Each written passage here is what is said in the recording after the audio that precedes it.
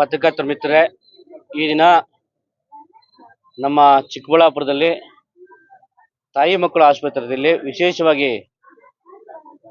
ರೋಗಿಗಳಿಗೆ ಹಣ್ಣು ಹಂಪಲು ಬ್ರೆಡ್ ಕೊಡ್ತಕ್ಕಂಥ ಕಾರ್ಯಕ್ರಮ ಹಮ್ಮಿಕೊಂಡಿರ್ತಕ್ಕಂಥ ಉದ್ದೇಶ ನಿಮ್ಮೆಲ್ಲರ ಅಚ್ಚುಮೆಚ್ಚಿನ ನಾಯಕರು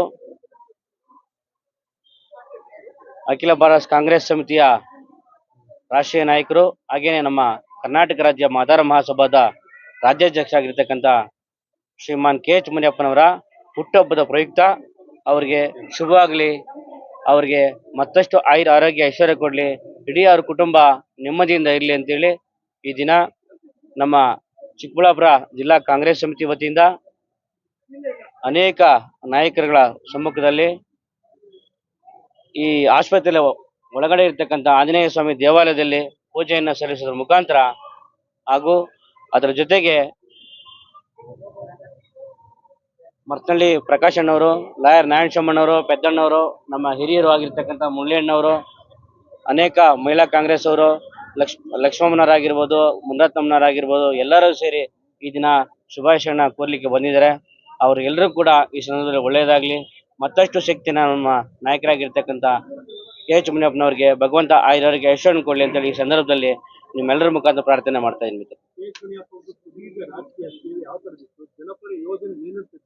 ಸರ್, ಸುದೀರ್ಘವಾಗಿ KH ಮುನಿಯಪ್ಪನವರು ಮೊದಲ ಬಾರಿಗೆ 1991ರಲ್ಲಿ ಲೋಕಸಭಾ ಸದಸ್ಯ ಆದ ನಂತರ ಅವರು ಎಲ್ಲ ಧರ್ಮಗಳ ಜೊತೆ ಪ್ರೀತಿ ವಿಶ್ವಾಸವನ್ನ ಇಟ್ಕೊಂಡು, ಎಲ್ಲ ಸಮುದಾಯದ ಜೊತೆ ಆತ್ಮೀಯ ಗೌರವನ್ನ ಇಟ್ಕೊಂಡು ರೈಲ್ವೆ ಮಂತ್ರಿಗಳಾಗಿ ನಮ್ಮ ಚಿಕ್ಕಬಳ್ಳಾಪುರಕ್ಕೆ ಪುಟ್ಟಬರ್ತಿ, ಗೌರಿಬಿದನೂರು ವಿಶೇಷವಾಗಿ ರೈಲ್ವೆ ಪ್ಯಾಕೇಜ್ ಈಗಲೂ ಕೂಡ ಆಗಿರ್ತಕ್ಕಂಥದ್ದು. ಮತ್ತೆ ಅವ್ರು ಲೋಕಸಭಾ ಸಂಸದರಾಗಿರ್ತಕ್ಕಂಥ ಸಂದರ್ಭದಲ್ಲಿ 7 ಬಾರಿ ಸಂಸದರಾಗಿದ್ದ ಸಂದರ್ಭದಲ್ಲಿ ಯಾವುದೇ ಆಗಿರ್ತಕ್ಕಂಥ ಅಹಿತಕರ ಘಟನೆಗಳನ್ನ ಅವ್ರ ರಾಜಕೀಯ ಜೀವನದಲ್ಲಿ ಆಗದೆ ವಿಶೇಷವಾಗಿ ಎಲ್ಲ ಸಮುದಾಯಗಳ ಜೊತೆ ವಿಶ್ವಾಸವನ್ನ ಗಳಿಸ್ತಕ್ಕಂಥ, ಎಲ್ಲರೂ ಕೂಡ ಸಮಾಜದಲ್ಲಿ ಶಾಂತಿಯಾಗಿ ಬದುಕ್ತಕ್ಕಂಥ, ಎಲ್ಲ ಧರ್ಮಗಳು ಕೂಡ ನಾವು ಮಾನವೀಯ ಮೌಲ್ಯಗಳ ಜೊತೆ ಬದುಕಬೇಕಂತಕ್ಕಂಥ ಸಂದೇಶವನ್ನ ಅವರು ಸುಮಾರು 35-40 ವರ್ಷದ ರಾಜಕೀಯ ಜೀವನದಲ್ಲಿ ತಾಲೂಕು ಬೋರ್ಡ್ ಉಪಾಧ್ಯಕ್ಷರಾಗಿದ್ರ ಮುಖಾಂತರ ಕೊನೆಗೆ MSIL ಮಂತ್ರಿಗಳ ಮಿನಿಮಮ್ ಸ್ಮಾಲ್ ಸ್ಕೇಲ್ ಮಿನಿಸ್ಟರ್ಗಳಾಗಿ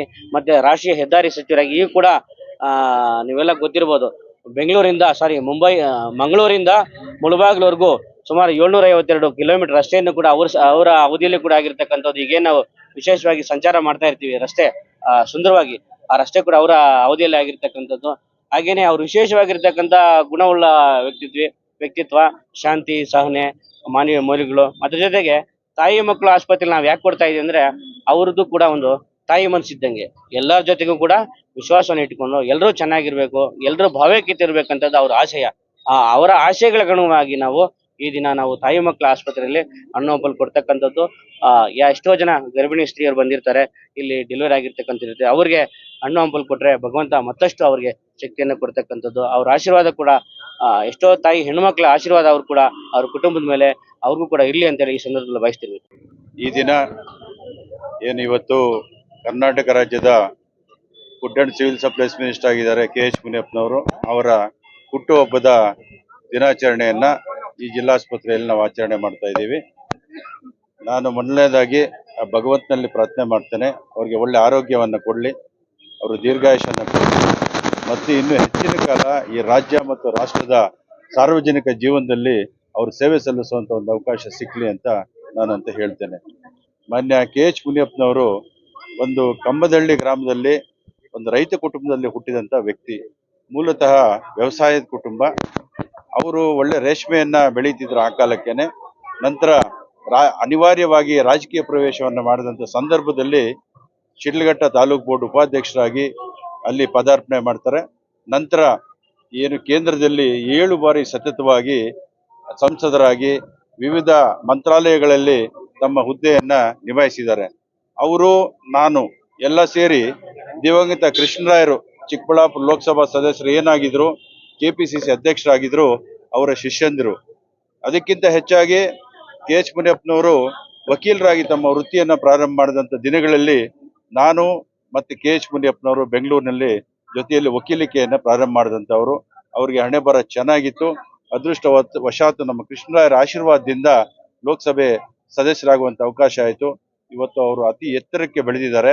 ಅವರ ದೀರ್ಘ ರಾಜಕೀಯ ಜೀವನದಲ್ಲಿ ಯಾರಿಗೂ ಕೆಟ್ಟದ್ದನ್ನ ಬಯಸಿದವರಲ್ಲ. ಅವರ ಕರ್ತವ್ಯವನ್ನ ನಿಷ್ಠೆಯಿಂದ ಪ್ರಾಮಾಣಿಕತೆಯಿಂದ ನಿರ್ವಹಿಸಿಕೊಂಡು ಹೋಗಿದ್ದಾರೆ. ಸೊ ಹಾಗಾಗಿ ಅವರ ಹುಟ್ಟುಹಬ್ಬ ಆಚರಣೆ ಮಾಡೋದಕ್ಕೆ ನಮ್ಗೆ ಹೆಮ್ಮೆ ಇದೆ. ಸೊ ಅದೇ ರೀತಿ ನಾನು ಈ ಸಂದರ್ಭದಲ್ಲಿ ಮೊನ್ನೆ KH ಮುನಿಯಪ್ಪ ಅವರಲ್ಲಿ ಮನವಿ ಮಾಡ್ತೇನೆ. ನಿಮ್ಗೆ ಭಗವಂತ ಒಳ್ಳೆ ಅಧಿಕಾರವನ್ನು ಕೊಟ್ಟಿದ್ದಾನೆ ಕೃಷ್ಣರಾಯರ ಆಶೀರ್ವಾದದಿಂದ. ನಾವು ಸಹ ಕೃಷ್ಣರಾಯರ ಆಶೀರ್ವಾದದಲ್ಲಿ ಅವರ ನೆರಳಲ್ಲಿ ಬೆಳೆದವರು. ನಿಮ್ಮಂತೆ ಇನ್ನೂ ಅನೇಕರನ್ನು ಬೆಳೆಸುವಂತ ಒಂದು ಬುದ್ಧಿ ಶಕ್ತಿ ನಿಮಗೂ ಇರಲಿ ಅಂತ ಮತ್ತೊಮ್ಮೆ ಅವರ ಹುಟ್ಟುಹಬ್ಬಕ್ಕೆ ನಾನು ಶುಭ ಹಾರೈಸ್ತೇನೆ. ಇವತ್ತು ನಮ್ಮ KH ಮುನಿಯಪ್ಪ ಸರ್ ಅವ್ರದ್ದು ಹುಟ್ಟುಹಬ್ಬದ ಶುಭಾಶಯಗಳು. ಮೊದಲನೇದಾಗಿ ಎಲ್ಲ ನಮ್ಮ ಚಿಕ್ಕಬಳ್ಳಾಪುರ ತಾಲೂಕಿನ ಎಲ್ಲ ನಮ್ಮ ಸಮುದಾಯದ ಎಲ್ಲ ನಮ್ಮ ಕಾಂಗ್ರೆಸ್ ಪಕ್ಷದ ಎಲ್ಲರ ವತಿಯಿಂದ ಅವ್ರಿಗೆ ಹೃತ್ಪೂರ್ವಕವಾಗಿ ಧನ್ಯವಾದಗಳು ತಿಳಿಸ್ತಾ ಇದ್ದೀವಿ. ಹಾಗೆ ಶುಭಾಶಯಗಳು ಕೂಡ ತಿಳಿಸ್ತಾ ಇದ್ದೀವಿ. ಯಾಕಂದ್ರೆ ಅವರು ಕೇಂದ್ರದಲ್ಲಿದ್ದಾಗ, ಕೇಂದ್ರ ಸಚಿವರಾಗಿದ್ದಾಗ ಹಾಗೆ 5 ವರ್ಷ ಸತತವಾಗಿ ಅವರ ಕೆಲಸ ಯಾವುದೇ ಕೊಡಲಿ ಆ ಖಾತೆಯನ್ನು ತುಂಬಾ ಚೆನ್ನಾಗಿ ನಿಭಾಯಿಸುವಂತ ಚಾತುರ್ಯತೆ ಇರುವಂತ ವ್ಯಕ್ತಿ ನಮ್ಮ KH ಮುನಿಯಪ್ಪ ಸರ್ ಅವರು. ಈ ಸತತವಾಗಿ ಅವರ ರಾಜಕೀಯ ಜೀವನದಲ್ಲಿ ಯಾವುದಕ್ಕೆ ಕಪ್ಪು ಚುಕ್ಕೆ ಇಲ್ಲ, ಯಾರಿಗೂ ಒಂದು ಕೆಟ್ಟದ್ ಮಾಡಿದಿಲ್ಲ, ಎಲ್ಲ ಒಳ್ಳೇದ್ ಮಾಡಿ ನಮ್ಮ ಪಕ್ಷಕ್ಕೆ ಒಳ್ಳೆ ಉನ್ನತ ಹೆಸರನ್ನು ತಂದಿರುವಂತ KH ಮುನಿಯಪ್ಪ ಸರ್ ಅವರು. ಮತ್ತೆ ಇವಾಗ ನಮ್ಮ ರಾಜ್ಯದಲ್ಲಿ ಕೂಡ ಆಹಾರ ಸಚಿವರಾಗಿ ಕಾರ್ಯನಿರ್ವಹಿಸ್ತಾ ಇದ್ದಾರೆ. ಎಲ್ಲ ಡಿಪೋಗಳಲ್ಲಿ ಯಾವುದೇ ಕೊರತೆ ಇಲ್ದಿರ ಇವತ್ತು ಆಹಾರವನ್ನು ಸುರಕ್ಷಿತವಾಗಿ ಕರೆಕ್ಟಾಗಿ ಸಮಯಕ್ಕೆ ತಕ್ಕ ಹಾಗೆ ಅವರು ಆಹಾರವನ್ನು ವಿತರಿಸ್ತಾ ಇದ್ದಾರೆ. ಹಾಗೆ ಆ ಖಾತೆಯನ್ನು ತುಂಬಾ ಚೆನ್ನಾಗಿ ನಿಭಾಯಿಸ್ತಾ ಇದ್ದಾರೆ. ಜನರಲ್ಲಿ ಒಳ್ಳೆ ಸ್ಪಂದನೆ ಇದೆ. ಅವ್ರಿಗೆ ದೇವರು 100 ಕಾಲ ಆರೋಗ್ಯ ಆಯುಷನ್ನು ಕೊಟ್ಟು ಇನ್ನಷ್ಟು ಒಳ್ಳೆ ಹುದ್ದೆಗಳನ್ನು ಕೊಡ್ಲಿ ಅಂತ ಆ ಭಗವತ್ನಲ್ಲಿ ಪ್ರಾರ್ಥಿಸ್ತಾ ಅವ್ರಿಗೆ ಮತ್ತೊಮ್ಮೆ ಶುಭಾಶಯಗಳು. ನನ್ನ ಹೆಸರು ಅಣ್ಣಮ್ಮ ಅಂತ, ಮಾಜಿ ನಗರಸಭಾ ಸದಸ್ಯರು.